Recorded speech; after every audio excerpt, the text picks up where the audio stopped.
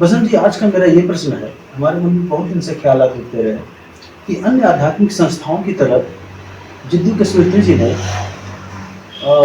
अपने विद्यार्थियों के लिए, अपने जिज्ञासुओं के लिए, अपने फॉलोअर्स के लिए कोई नियम, साधना, मंत्र इत्यादि नहीं देते हैं। ऐसे में जब कोई व्यक्ति जिद्दू कृष्णमूर्ति जी के पास आता है, उनकी देशनाओं को सुनता है, चूँकि वो अन्य जगहों पे बहुत सारी साधनाओं को या मंत्रों को, उपायों को, जिससे वो शांति प्राप्त कर सके, शांति के उपायों को अपनाया हुआ रहता है, और जब कृष्णमूर्ति जी के पास कोई भी साधन नहीं पाता है, तो ऐसे में उसको बड़ा सूना-सूना लगता है। तो इसके बारे में आपका क्या कहना है? कृष्णमूर्ति जी क्यों जो है अपने जिज्ञासुओं को कोई उपाय या साधन, कोई तरीका नहीं बताते हैं, जिससे ईश्वर का साक्षात्कार हो या उस ईश्वर का साथ देख सके वो? ऐसा क्यों वो नहीं देते? जैसे इस मैटर में मुझको क्या लगता है कि बने बनाए ढर्रों पर चलना, बने बनाए ढर्रों पर प्रश्न करना और उसी ढर्रे पे उत्तर प्राप्त करने की कोशिश करना शायद ये उतना पर्याप्त नहीं था। या कृष्णमूर्ति को इस बात का उनको भान हो चुका था कि ये बने ढर्राएं जो है एक निश्चित ढर्रों में रहकर, निश्चित प्रश्नों को पूछकर, निश्चित तरीके से जवाब प्राप्त करने की, और बहुत हद तक कई जवाब तो वो जवाब होते हैं जो वो ऑलरेडी जानते ही हैं, उसी जवाब को प्राप्त करने की कोशिश से जो है सत्य को नहीं प्राप्त किया जा सकता। शायद सत्य बिल्कुल नए तरीके से आ गए। इसलिए जैसे कि आप कहते हैं कि कृष्णमूर्ति जब आपको कोई नियम नहीं देते हैं, जब आपको कोई रास्ता नहीं देते हैं, जब कोई वो आयोजन नहीं करते हैं किसी भी प्रकार का, तो हमको अक्ताहट क्यों होती है? वो कहते हैं सीधे बात करो, समझ की बात करो। हम दोनों लोग बैठकर अंतर्वार्ता करते हैं, बातचीत करते हैं और दोनों लोग साथ साथ बैठकर उस सत्य को देखने की कोशिश करते हैं। ऐसा नहीं कि मैं जानता हूँ और आप सीखेंगे, या आप जानते हैं और मैं सीखूंगा, ऐसा ना हो करके दोनों लोग साथ बैठा जाए और एक मित्र की तरह दोनों लोग किसी एक चीज का चलो अवलोकन करते हैं, एक चीज के बारे में जांच पड़ताल करते हैं। ऐसा करने से लोगों को दिक्कत होती है। लोगों में ऑलरेडी एक धारणा क्या बैठी हुई है कि एक नियोजित उपाय हो, नियोजित कर्म हो, नियोजित उद्देश्य हो, एक नियोजित मार्ग भी हो। उस तरीके से उस धरने पे चलते हुए एक किसी अंतिम पड़ाव तक पहुंचने की जो तैयारी होती है वो बड़ा सुलभ जान पड़ता है, दिमाग को बल्कि आसान जान पड़ता है और परिचित सा जान पड़ता है जी। जब भी कोई चीज जब परिचित सी नजर आती है तो उसमें हमको कंफर्ट फील होता है, हमको दिक्कत नहीं होती है, भले ही वो बहुत ही दिक्कत वाला हो। जैसे आप बरसों से अगर एक खराब गाड़ी को चला रहे हैं जी, खराब गाड़ी को चलाए जा रहे हैं, तो वो आपकी आदत में शुमार हो जाता है। फिर वो चाहे जितना उठाए पटके, उससे आपको फर्क नहीं पड़ता है। आपको जितना भी झकझोरे आपको कोई फर्क नहीं पड़ता, क्योंकि आप उसके आदी हो चुके होते हैं। इसके उलट कृष्णमूर्ति किसी बधे बधाए सिस्टम से न जाते हुए, वो सारे सिस्टमों को तोड़ते हुए, ये कहते हुए कि भाई किसी भी सिस्टम की आवश्यकता नहीं है, किसी भी मेथड की आवश्यकता नहीं है, किसी रास्ते की आवश्यकता नहीं है। अभी के अभी यही आप और हम दो लोग बैठ करके, दो मित्र बैठ करके किसी भी एक विषय वस्तु पे हम लोग निगाह कर सकते हैं, उसका अवलोकन कर सकते हैं, प्रत्यक्ष अवलोकन। ऐसा नहीं है कोई आंख मूंद के अवलोकन करना या कुछ करना। अपने मस्तिष्क को सक्रिय रखते हुए आप पूरा किसी विषय वस्तु का अवलोकन कीजिए। इसके लिए आपको किसी भी पूर्वाधार की जरूरत नहीं है, किसी योग्यता की भी जरूरत नहीं है कि आपको कोई एक निश्चित योग्य व्यक्ति होना पड़ेगा। जैसे कि कृष्णमूर्ति के बारे में प्राय जैसे दुष्प्रचार किया जाता है कि बहुत विलक्षण लोग ही कृष्णमूर्ति को समझ सकते हैं, हजारों में से कोई एक समझ सकता है। तो कृष्णमूर्ति बड़ी ऊंची चीज है, ऐसी ऊंची चीजें भाई सिर्फ पढ़े लिखे लोग ही समझ सकते हैं। कई भ्रांतियां लोगों के मन में फैलाई गई हैं। क्योंकि कृष्णमूर्ति का खुद ये मानना था कि बच्चे सीख सकते हैं, बड़े बुजुर्ग को सीखने में थोड़ी कठिनाई होगी। तो जरा उनका लॉजिक समझिए। वो ये नहीं कह रहा है कि पढ़ा लिखा आदमी समझेगा और अनपढ़ आदमी नहीं सीख पाएगा, ये नहीं कह रहा है। वो कह रहे हैं अनुभवी आदमी नहीं सीख पाएगा और गैर अनुभवी आदमी, जैसे कि एक बच्चा है, वो कंपैरेटिवली जल्दी समझ जाएगा इस चीज को, क्योंकि चीजें बहुत साफ और सरल है। व्यक्ति जटिल है, और व्यक्ति को जटिल बनाता कौन है? उसका अनुभव बनाता है। इसलिए कोई भी अनुभव जन्य चीज हो, जैसे कोई मार्ग, कोई रास्ता, कोई नियम, कोई पद्धति, कोई एक सिस्टम, ये सारे अनुभव जन्य चीज हैं। ये अनुभव से घिरे हुए, ज्ञान से घिरे हुए, नॉलेज के अंदर बांधी गई चीजें हैं। कृष्णमूर्ति का साफ साफ करना है कि सत्य का अवलोकन किसी भी बधी बधाई चीज से नहीं हो सकता। फिर वो चाहे अवधारणा हो, चाहे मार्ग हो या सिद्धांत हो, आप उसके द्वारा आप सत्य तक कभी नहीं पहुंच सकते। इसलिए उन्होंने इन सब चीजों को दरकिनार किया। जैसे ही इन सब चीजों को दरकिनार किया जाता है, तो लोगों में जब भी कोई नई चीज आती है तो दिमाग एक हथप्रभ हो जाता है कि अरे यार ये क्या, कुछ भी नहीं है, मैं चलूंगा कैसे। जैसे आपका सब चीज छीन लिया जाए, आपसे मोटरसाइकिल छीन लिया जाए, आपसे गाड़ी छीन लिया जाए, आपसे आपके जूते छीन लिए जाए, उसके बाद भी ये कहा जाए कि अब चलना है, तो लोगों को दिक्कत होती है कि भाई बिना जूते के मैं कभी चला नहीं, बिना गाड़ी के कभी चला नहीं, बिना साधन के मैं चला नहीं, अब मैं चलूँ तो कैसे चलूँ। ऐसा नहीं है, चला जा सकता है। एक नया तरीका है, नए तरीके से चला जा सकता है। और कृष्णमूर्ति इसको बकायदा बताते हैं, समझाते हैं बातचीत के दौरान। कृष्णमूर्ति का जो मार्ग रहा है वो अवलोकन का मार्ग और प्रत्यक्ष कन्वर्सेशन का मार्ग। दो लोग बैठ करके डायलॉग करेंगे, मोनोलॉग नहीं करेंगे जैसे मैं बोल रहा हूँ और आप सुन रहे हैं, ऐसा नहीं। दोनों लोग एक साथ किसी एक विषय वस्तु को देखते हैं। और इसमें ऐसा नहीं है कि मैं ज्यादा देख पा रहा हूँ और आप कम देख पा रहे हैं, नहीं, हम दोनों को एक ही चीज देखनी है। और जब सत्य जब भी आएगा वो एक ही चीज दिखेगी। जैसे वो सामने पड़ा हुआ बाल्टी है, तो वो बाल्टी आपको भी वही नजर आएगी, मुझको भी वही नजर आएगी, अगर वो तथ्य है, अगर वो सत्य है तो।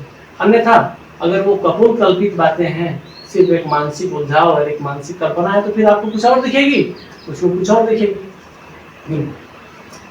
अन्य आध्यात्मिक संस्थाओं में जो नियम दिए जाते हैं, उनसे जो हम अनुभव प्राप्त करते हैं, तो वो अनुभव काम के नहीं है। और सही कहा आपने कि जो जो अनुभव हम कर चुके हैं, जो जो हमको ज्ञात है, मनुष्यता को जो जो भी ज्ञात है, उन्हीं उपकरणों के आधार पे तो जो अज्ञात है उसका साधन करने चलते हैं। तो सत्य इतना विराट है, और हम अपने थोड़े से साधनों से ही, अपने परिचित साधनों से ही जो हमको उधार मिले हैं समाज में, उनसे हम परमात्मा को जानने चलते हैं। और ये संभव ही नहीं हो पाता। एक लंबे समय तक मनुष्य जब हताश हो जाता है, निराश हो जाता है, उसे परम सत्य नहीं प्राप्त होता, उसको बोध नहीं होता है, तो वो इनकार भी नहीं कर सकता कि मेरा इतना समय बर्बाद गया। और क्या बताएं, हमने उस सत्य को नहीं जाना, और वो झूठा दावा करता है फिर कि नहीं, मुझे सत्य प्राप्त। वो कह नहीं पाता कि मेरा सारा समय बर्बाद हो गया। हालांकि मैं कह सकता हूँ कि मेरा बहुत सारा समय बर्बाद होने से बताऊँ। जब मैं कृष्णमूर्ति जी को पढ़ा, बसंत जी के माध्यम से मुझे किताब मिली ज्ञात से मुक्ति, तो पहली बार मुझे पता चला कि क्या क्या मैं जानता हूँ, क्या क्या नहीं जानता। तो जो मैं जानता हूँ तो ठीक है, जो नहीं जानता हूँ उसका भी मैं दावा किए चलता है कि हाँ परमात्मा ऐसा होगा, वैसा होगा, और सब के सब उधार। कृष्णमूर्ति के पास जाने पे मुझे मेरे सारी सपने छीन लिए गए। सारी जो ज्ञात चीजें थी उनको कहा गया कि 2 मिनट के लिए किनारे रखो, अगर अज्ञात में चलना है तो इनसे ज्ञात से वास्तविकता का कोई सरोकार नहीं, कृष्णमूर्ति कहते हैं। तो अज्ञात को समझने के लिए, अज्ञात तो बड़ी दूर की चीज है, हमें जो ज्ञात है उसी से हमारी मुक्ति नहीं हो पाती है, क्योंकि बचपन से सुनते आ रहे हैं। आपने कहा कि अनुभव जब तक पीछे करता रहता है, हम अज्ञात में प्रवेश नहीं कर सकते। अब हम अज्ञात शब्द हमने इस्तेमाल किया, कृष्णमूर्ति अज्ञात शब्द इस्तेमाल करते हैं, जैसा कि अन्य गुरु भी इस्तेमाल करते हैं। तो ऐसे में ऐसा लगता है कि अज्ञात के बारे में हम जानते हैं, अज्ञात के बारे में, अज्ञात ऐसा हो सकता है। मनुष्य कल्पनाशील है, मनुष्य कल्पनाओं से घिरा रहता है, तो ऐसा लगता है कि अज्ञात ऐसा हो सकता है, अच्छा वैसा हो सकता है।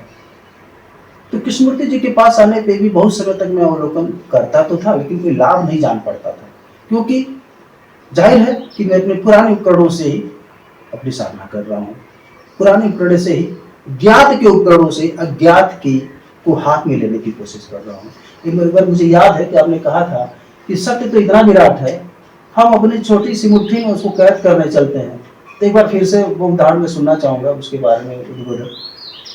तो छोटी सी हमारे हाथ हैं और उस सत्य को हम पकड़ने की कोशिश करते हैं। हमारी सारी कोशिश ये होती है कि सत्य हाथ में आ जाए और उसको हम यूज कर लें अपने हिसाब से। क्या ऐसा? एक्चुअली इस मैटर में आगे बढ़ने से पहले हमको ये जानना पड़ेगा कि हम ज्ञात किसको कह रहे हैं। ज्ञात का मतलब होता है नॉलेज और इंफॉर्मेशन जो हमारे मस्तिष्क में रिकॉर्ड जी। होती है। और यहाँ पर एक बात अस्पष्ट रहती है श्रोताओं में कि भाई सभी अनुभव बेकार तो नहीं होते हैं। जैसे आपका गिलास कहाँ पर रखा हुआ है, आपकी किताब कहाँ रखी हुई है, आपको कब नौकरी में जाना है, कब किसके साथ क्या व्यवहार करना है, ये तो जरूरी है, ये तो जानना ये तो आपको जरूरी है, जरूरी है। बिल्कुल जरूरी है। तो इसके बारे में नहीं बात की जा रही है। जी। पहले तो हमें ये स्पष्ट होना जी। पड़ेगा कि भौतिक जगत से संबंधित जी। जितने भी ज्ञात चीजें हैं वो तो आपके जीवन के लिए आवश्यक है, आवश्यक है। अगर वो आपके जीवन में ना हो तो फिर आप अपना दैनिक कर्म ही नहीं कर पाएंगे। वो तो आधारभूत आधार ही आपके छीन जाएगा। बात यहाँ पर मानसिक जगत की है कि मन के जगत में जो हम लोगों ने महल बना रखे हैं उसके बारे में। तो परमात्मा की खोज की बात हो रही थी कि हम परमात्मा को खोजने चलते हैं। तो खोजने का साधन क्या है हमारे पास? कभी हम उस साधन पे भी विचार नहीं करते हैं कि परमात्मा को हम खोजेंगे कैसे।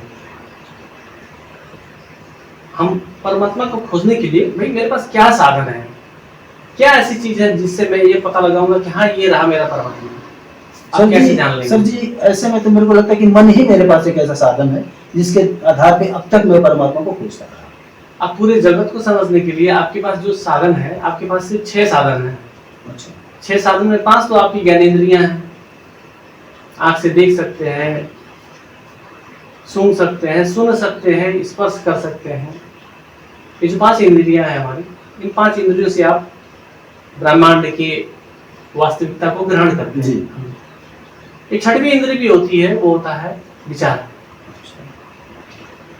विचार के द्वारा भी आप ग्रहण करते हैं।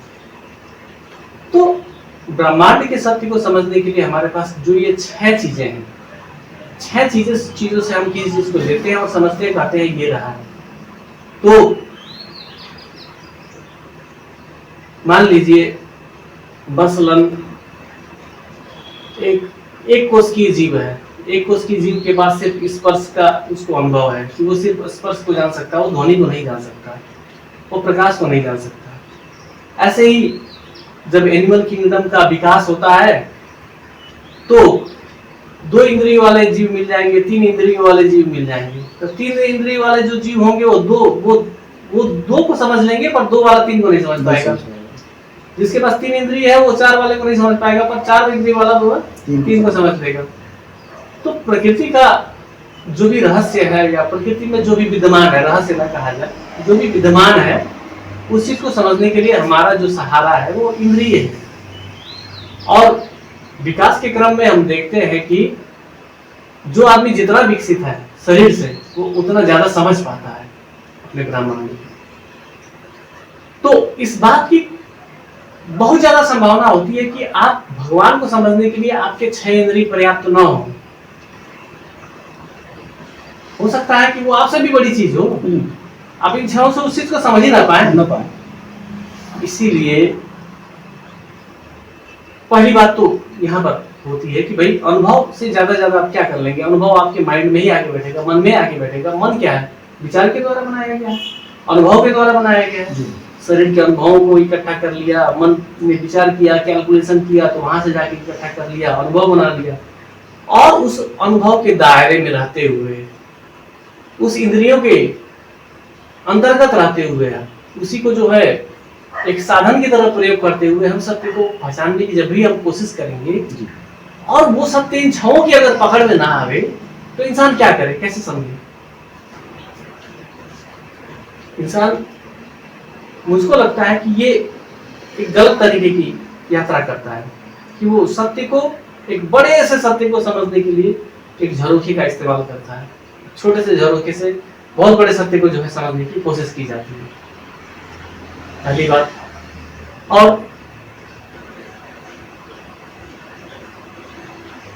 दूसरी बात, समझना जो चीज होती है, मानसिक जो समझ की बात होती है ना, ये बड़ी सब्जेक्टिव चीज होती है।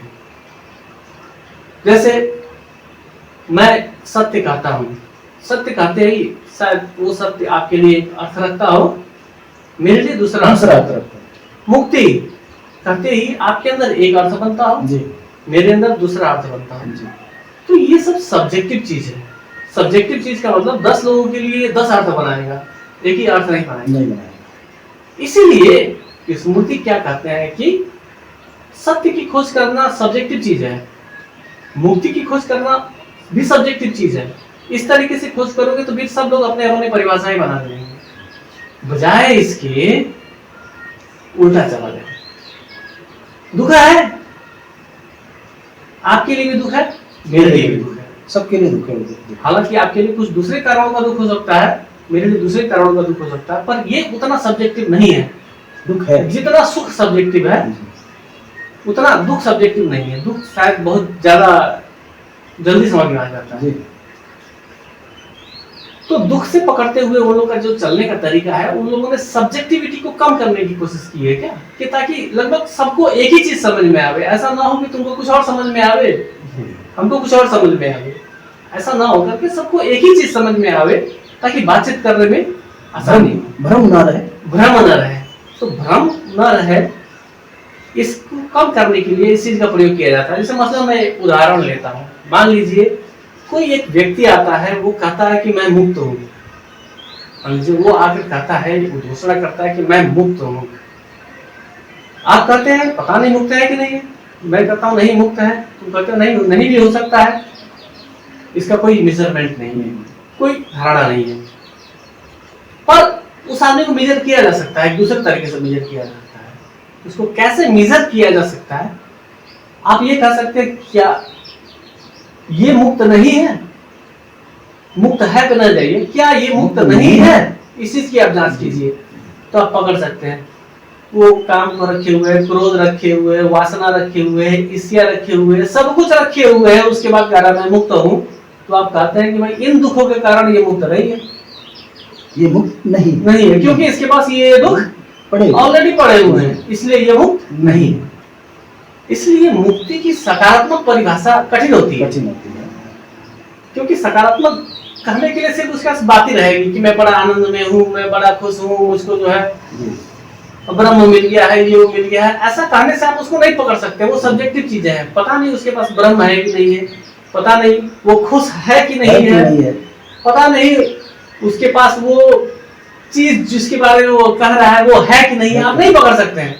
बजाय आप इस चीज को पकड़ सकते हैं, वो दुखी है कि नहीं है, क्रोधित है, ईर्ष्यालु है कि नहीं है, वो क्रोधित है कि नहीं है। अगर वो चीजें उसमें है तो फिर मुक्त नहीं है। इसीलिए मुक्ति को पकड़ना जो है गलत रास्ता है। इसलिए सकारात्मक और विधायक जो मार्ग होता है वो ज्यादा सब्जेक्टिव बन जाता है और ज्यादा पकड़ में ना आने वाली चीज होती है और ज्यादा झूठी चीज हो जाती है।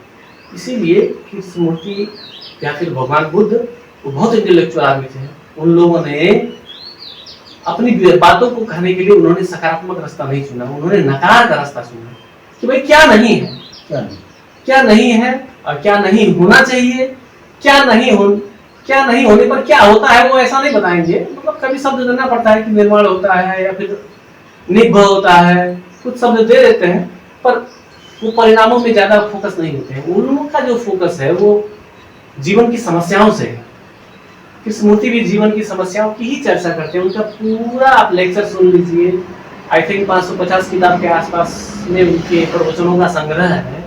उन सारी किताबों में सकारात्मक चर्चाएं न होकर के, नकारात्मक नहीं कहना चाहिए, नकारात्मक भाषा थोड़ा गड़बड़ हो जाएगा, नकार की शैली में बातचीत की गई है।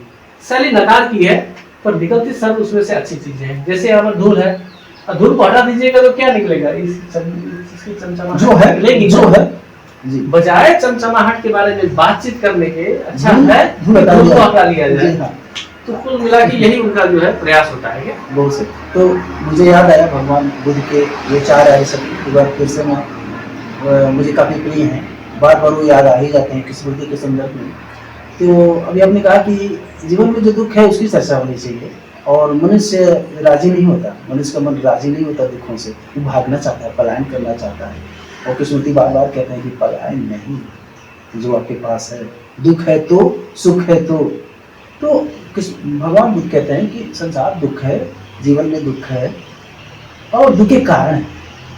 पहली बार मनुष्यता ने भगवान बुद्ध के कहने पे दुख के कारणों पे नजर डाली, और कारण नजर आते ही उसके निवारण अपने आप हो जाते हैं। बुद्ध कहते हैं कि उसके निवारण अपने आप हो जाते हैं।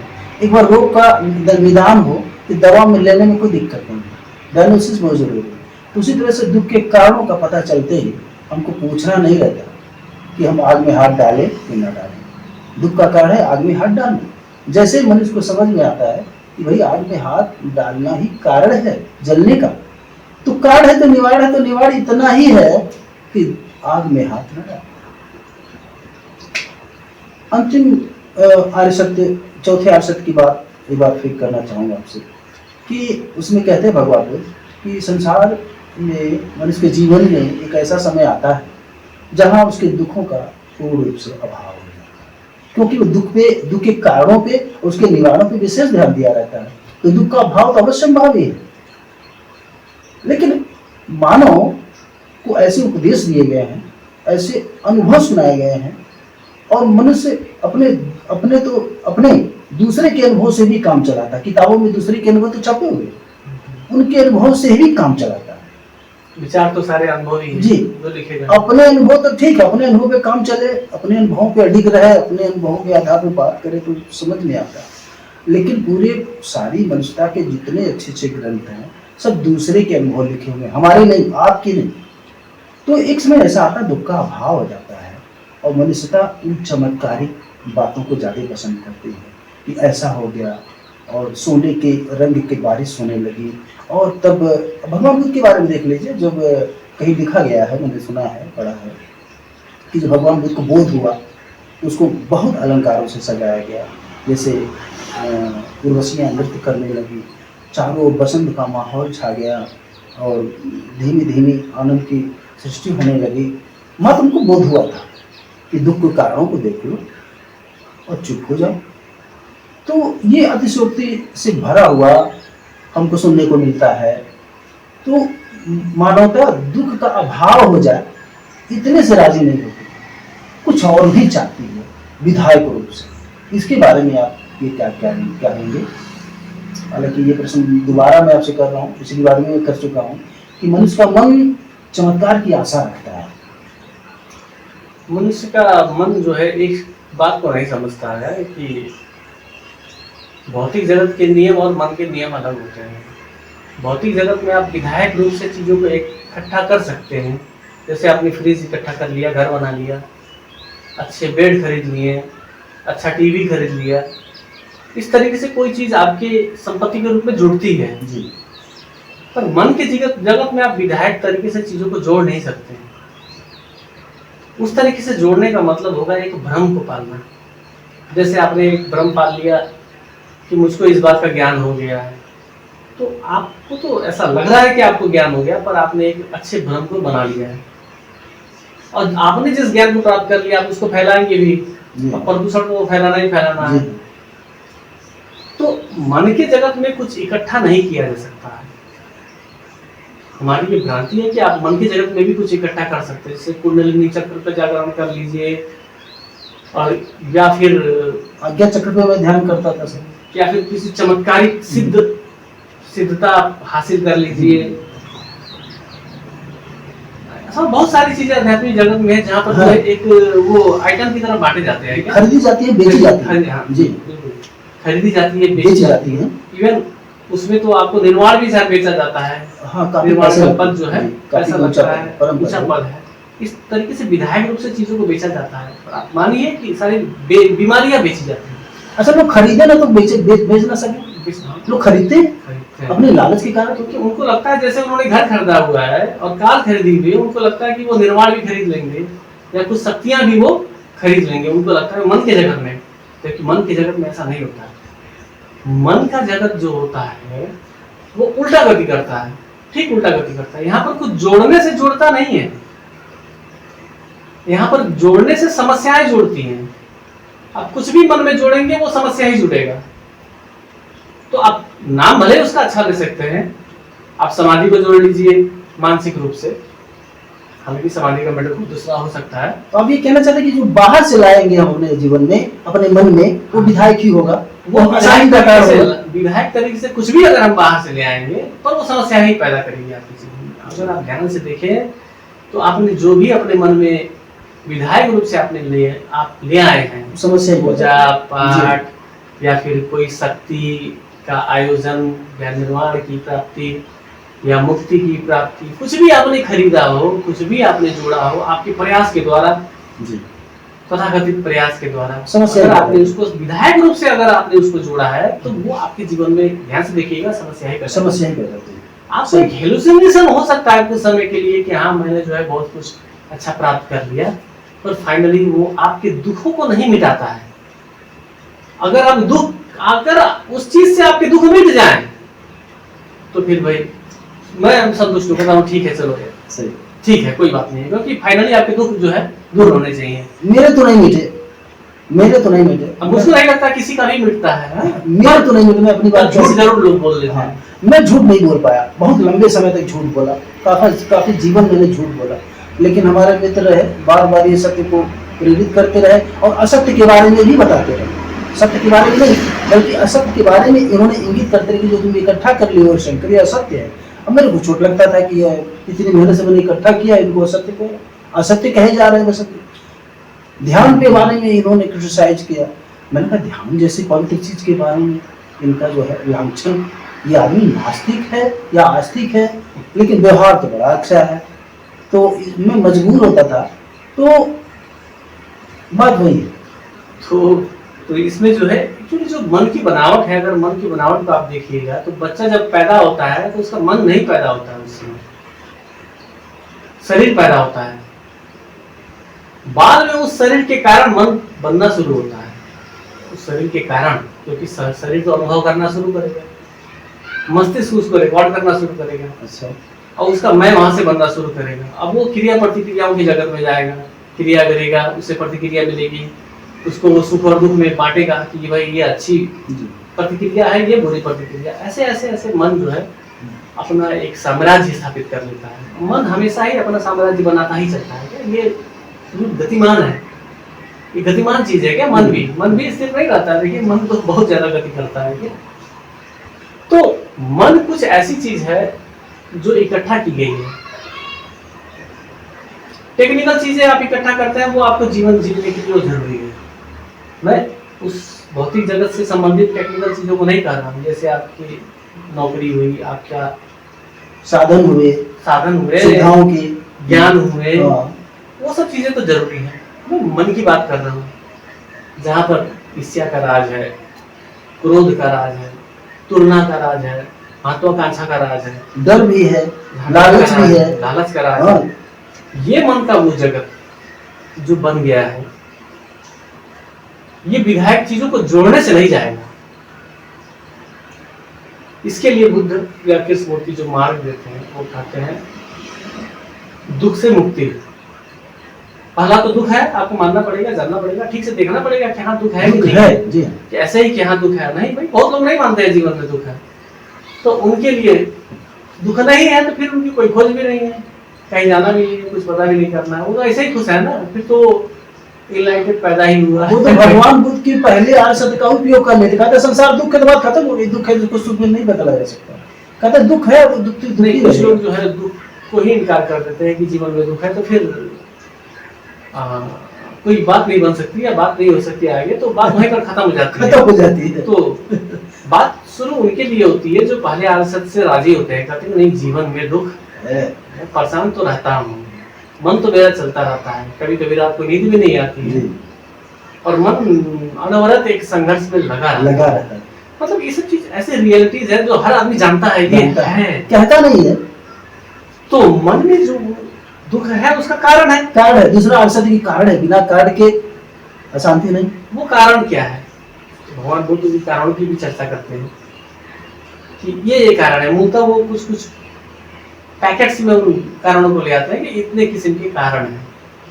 कारण है तो फिर उसके अंत भी है, उस दुख का अंत भी है, और अंत का उपाय बताते हैं अष्टांगिक मार्ग के रूप में।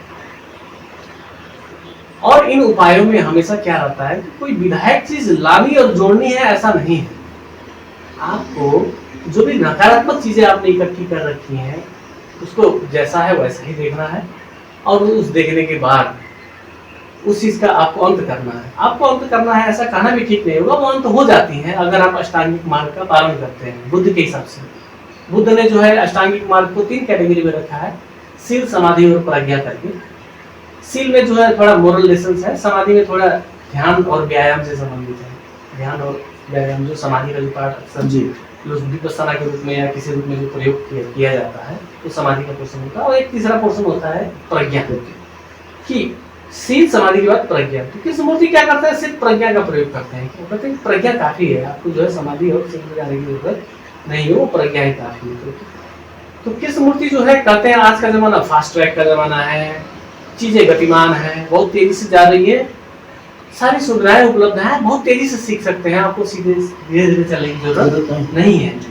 बुद्ध के समय में बुद्ध ने ऐसा आयोजन किया कि कमजोर से कमजोर आदमी भी चल सके, इसलिए उन्होंने बकायदा समाधि प्रज्ञा, और ये इतनी वैज्ञानिक सुसज्जित और नियोजित किया गया है कि आज भी सांदर्भिक लगता है कि बहुत लोग थोड़े डर होते हैं, ठीक समझ में नहीं आता है यार क्या कहा जा रहा है, या किस मूर्ति की बातें बड़ी कठिन लग रही है। हालांकि कठिन है नहीं, अब लोगों के दिमाग में डाल दिया गया है कठिन है तो लोगों को कठिन लगेगा। एक बात मान लीजिए, कोई अगर फ्रेश आदमी आवे जिसने किसी भी वक्ता को ना सुना हो, अगर वो कृष्ण मूर्ति को पढ़ता है पहली बार तो बड़ी आसानी से समझ जाएगा, ज्यादा बिगड़ा ना हो, ज्यादा जमाने की हवा न लगी, विद्वानों और व्यापारियों की हवा न लगी हो तो बड़ी आसानी से समझ जाएगा। बड़ी सीधी सीधी बातें हैं, सरल बातें हैं। पर अगर हवा के द्वारा आया हुआ है तो वो सीधी सादी बातें भी वो इतना कठिन बना देगा उस चीज। कैसे होगा, ऐसा कैसे हो सकता है, सोचता है इतना बहुत कठिन है, किस्मत में बहुत असंभव बात किया गया है। तो इस तरीके से उसको लगता है कि इस मूर्ति ने चीजों को आसान बनाया, बहुत ज्यादा आसान बनाया, इतना आसान बनाया कि आप भागते दौड़ते अपनी घर में नौकरी करते वक्त बिना घर छोड़े, बिना जंगल में गए, बिना मित्रों को छोड़े, बिना संबंधों से दूर रहे, यहीं पर अभी आप सत्य का सामना कर सकते हैं। सत्य का सामना करने के लिए जरूरत नहीं है आप उसका लाउड स्पीकर लेकर उद्घोष कीजिए, खुद समझ लीजिए। नितांत आपकी व्यक्तिगत बात है, आप समझ सकते हैं, कोई भी समझ सकता है। तो कृष्ण मूर्ति की देशनाएं काफी प्रिय है। मेरा लोगों से ये अनुरोध भी है, अनुग्रह भी है कि वो कृष्ण मूर्ति को अपने जीवन में जरूर पढ़ें अगर उनको अपने दुखों से मुक्ति चाहिए तो। मेरा अगला सवाल ये है, मैं थोड़ा भूल गया हूँ, स्क्रिप्ट तो काट देना पड़ेगा क्योंकि ये लाइन नहीं पढ़ सकते हैं। कृष्णमूर्ति जी कहते हैं कि प्रथम एवं अंतिम मुक्ति, the freedom from the unknown, ऐसे कुछ किताब है उनकी, फ्रीडम फ्रॉम द नोन, जो नहीं फर्स्ट एंड लास्ट फ्रीडम, प्रथम एवं अंतिम मुक्ति। वो प्रथम एवं अंतिम दोनों शब्दों को एक साथ इस्तेमाल करते हैं कि प्रथम और अंतिम मुक्ति, प्रथम मुक्ति भी वही है, अंतिम भी मुक्ति वही है। तो इसमें यात्रा तो कहीं दिख नहीं रही है। और फिर मुक्ति किससे, जो मुक्ति का शब्द इस्तेमाल करते हैं कृष्णमूर्ति, वो उनका इशारा किस चीज से मुक्ति है, मानवता को किससे मुक्त कराना चाहते हैं, मानवता कहाँ फंसी हुई है बंधनों में। कृष्णमूर्ति की भाषा में अगर मुक्ति शब्द का प्रयोग होता है तो वो सकारात्मक रूप से प्रयोग नहीं होता है। इन जनरल आप बाहरी दुनिया में जाएंगे, दूसरे लोगों से मिलेंगे तो मुक्ति का अर्थ सकारात्मक होता है। मुक्ति का मतलब होता है इनलाइटमेंट या बुद्धत्व, या फिर क्या कहते हैं, संसार में आने जाने के क्रम से, आवागमन से मुक्ति भी समझते हैं। बहुत तरीके की परिभाषाएं हैं, पर कृष्णमूर्ति मुक्ति को जो है इस तरीके से परिभाषित नहीं करते हैं। मुक्ति का उनका जो परिभाषा है वो है ज्ञात से मुक्ति, ये पूरा शब्द है, ज्ञात से मुक्ति। जितना पता है उस पते से मुक्ति, यानी आपको अपनी जानकारियों से मुक्ति चाहिए। मानसिक जगत की है, जानकारियों से आपको मुक्ति चाहिए, क्योंकि जानकारी ही आपकी समस्या है, जानकारी ही आपकी तो पूरा जीवन हमने इकट्ठा किया बड़ी मेहनत से, बड़े पैसे लगा के, बड़ी श्रद्धा से कि बहुत अच्छी चीजें हैं, फिर उनसे मुक्ति, तो फिर जीवन हमारा तो बर्बाद हो गया सर। आपने इकट्ठा क्यों किया? वो विधायक से चीज आपने इकट्ठा किया, विधायक कारणों से इकट्ठा किया, क्योंकि आपको जोड़ना था, जोड़ना, आपने कुछ जोड़ा, पाना था मुझे, कुछ पाना था। जी। वो पाने की राह के कारण जो भी चीज जोड़ी जाती है वो पूरे कबाड़ ही होते हैं, वो कूड़े जो है जमा होते जाते हैं, जमा होते जाते, जितना इकट्ठा करो उतना ज्यादा कूड़ा, उसी बोझ के तले आदमी। तो प्रथमतः कृष्णमूर्ति का जो भाषा है, मुक्ति का भाषा, वो सकारात्मक भाषा नहीं है, वो नकारात्मक भाषा, वो कहते हैं ज्ञात से मुक्ति, ये पूरा शब्द है। और बाकी जो प्रथम और अंतिम मुक्ति की बात है, वो कहते हैं जो समझ होती है वो एक सिस्टम नहीं है, एक नियम नहीं है। नियम का मतलब होता है चरणों में किसी चीज को प्राप्त करना, स्टेप बाय स्टेप, क्रमशः प्राप्त करना। हाँ। आज कुछ कर रहे हो थोड़ा सा हो गया, कल कुछ करोगे थोड़ा सा हो जाएगा, जी। परसों कुछ करोगे थोड़ा सा हो जाएगा। जी। कृष्णमूर्ति कहते हैं नहीं, समझ चरणों में नहीं होती है। समझ का सीधे अवलोकन होता है, सत्य का आप अवलोकन करते हैं, वहां से आपकी समझ बनती है और सीधी समझ बनती है। पहली बार में ही आप उस चीज को जान लेते हैं, पहली बार ही आप उससे मुक्त हो जाएंगे, इसमें कोई समय नहीं लगेगा। जैसे उदाहरण के लिए आप कहते हैं कि पहली बार हम उदाहरण के रूप में क्रोध को लेते हैं, अपने अंदर काम वासना को लेते हैं। पूरा जीवन हमने काम का विरोध किया कि काम हमारे अंदर नहीं होना चाहिए, और है, हम पीड़ित होते हैं उससे। क्रोध हमारे जीवन में, ईर्ष्या हमारे जीवन में नहीं होनी चाहिए, जैसा कि वेद शास्त्र बार बार इंडिकेट करते हैं कि तुम्हारे जीवन में नहीं होनी चाहिए, ये कोड की तरह है, लेकिन है हमारे जीवन में। ये अंतर विरोध हमको अपने जीवन में देखना पड़ता है।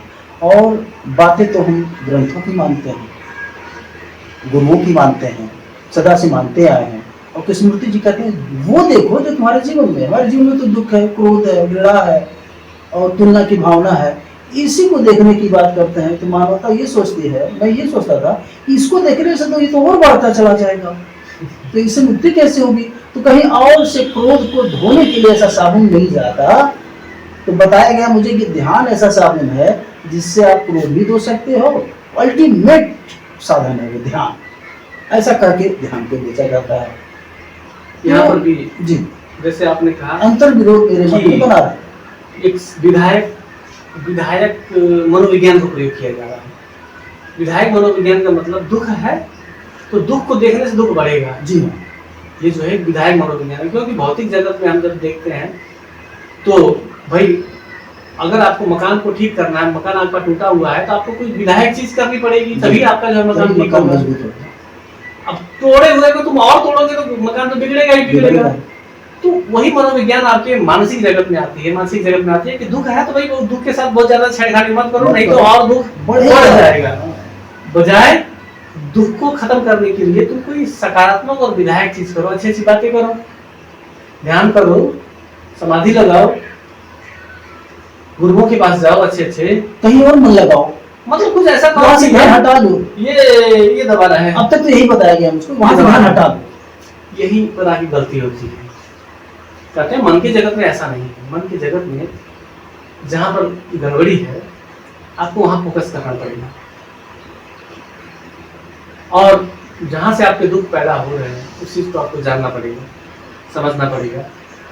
तो प्रथम और अंतिम मुक्ति में यही कहा जा रहा है कि समझ एक साथ घटित होती है, एक ही दृश्य में घटित होती है। और ये शब्दों में कहते वक्त बड़ा कठिन लग रहा है, पर ऐसा कुछ है नहीं। आप अगर अपने अंदर के क्रोध को देख लेते हैं कि मेरे अंदर ऐसा, इस फला व्यक्ति के लिए क्रोध भरा पड़ा हुआ है, मेरे अंदर इतनी जेलसनेस भरी पड़ी हुई है, और ये जेलसनेस मुझको पीड़ा देती है, मुझको जला रही है, मुझको परेशान कर रही है। पीड़ा और परेशानी तो मुझको नहीं चाहिए। अगर पीड़ा और परेशानी नहीं चाहिए तो आपको इस तथ्य को भी समझना पड़ेगा ना कि क्रोध क्यों चाहिए। तो आपको इस तथ्य को भी समझना पड़ेगा कि भाई ये जो पीड़ा और दुख निकल रहा है आपका, तो ये आपको ईर्ष्या के कारण निकल रहा है, तो ये ईर्ष्या चाहिए कि नहीं चाहिए? तो कहेगा नहीं, ईर्ष्या तो चाहिए पर दुख नहीं चाहिए, तो ये तो नहीं होगा। फिर बुद्ध कहते हैं तो कार्य और कारण का सिद्धांत है। अगर कारण है, ईर्ष्या के रूप में कारण है, तो उसका कर्म बनेगा। कारण से कर्म तो बनना ही बनना है। ईर्ष्या है तो भाई आपको दुख पैदा होगी, आपका दुख तो बनता ही बनता है। तो ऐसे में संत महात्मा खड़े जाते कहते माफ कर दो, तो एक सलूशन देते हैं हल्का सा कि माफ कर दो, तो छोटा भाई है तुम्हारा। ईर्ष्या को हटाने के बजाय अपने ईर्ष्या के जो केंद्र बिंदु है, माफी की भी बात मान ली जाए। अगर आज माफ करने से कल आप इससे नहीं करते हैं तब तो अच्छा है, माफ कर दो। रोज माफ क्या करना ऐसा पड़ता है। करेंगे? रोज माफ करना पड़ता है, रोज ईर्ष्या होती रहती है और इसके बाद भी फिर तो आपको रोज रोज माफ करना हाँ, रोज पड़ेगा माफ। और रोज रोज गलती भी करनी पड़ेगी। गलती तो ये तो अंतहीन प्रक्रिया है, तो दुख तो फिर भी नहीं खत्म हुआ ना, दुख तो बना ही रहा। जी तो इस तरीके से कृष्णमूर्ति का जो फर्स्ट एंड लास्ट फ्रीडम की बात है कि पहली बार first step is the last step, ऐसा भी कहते हैं वो, कि पहली बार में ही जब आप किसी भी विषय वस्तु के संपूर्ण बनावट को देख लेते हैं तो आप इससे मुक्त हो जाते हैं। ऐसा नहीं है उसमें समय लगता है, बस वो देखना है, जब आपने देख लिया आप मुक्त हो गए। ऐसा लग रहा है ये सुनने से भी आसान है, जैसे आप सुन बोल रहे हैं उससे भी आसान है। अगर हम जान गए कि ये क्रोध मुझको ही जला लेता है पहले, अब सही बात है, आग जलाती है तो आप हाथ हटा लेते हैं, यही ना प्रज्ञा है। तो मन के जगत में अगर कोई चीज आपको जला रही है तो आप उससे हट जाएं, प्रज्ञा तो वही है, वही दुख को पैदा ना किया जाए, और दुख को पैदा करते चले, ये तो प्रज्ञा कभी नहीं होगी। तो श्रोताओं आपने सुना, आज बहुत अच्छी अच्छी चर्चाएं हुई और आज